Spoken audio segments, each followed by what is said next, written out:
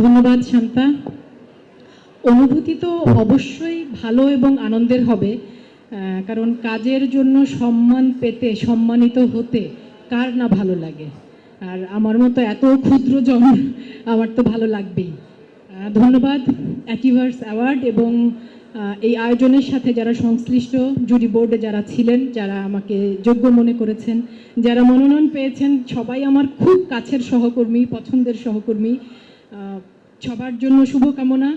আর আমার আন্তরিক ধন্যবাদ যে কাজটির জন্য আমি পুরস্কৃত হলাম, বহেমিয়ান ঘোড়া, তার পরিচালক অমিতাভ রেজা চৌধুরী, আমার সহশিল্পী মোশাররফ করিম এবং সাথে আরও 7 জন দুর্দান্ত সুন্দরী নারী।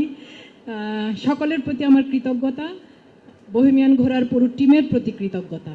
আর ধন্যবাদ দর্শকদেরকে যারা বহেমিয়ান ঘোড়ার আম্বিয়াকে ভালোবেসেছেন।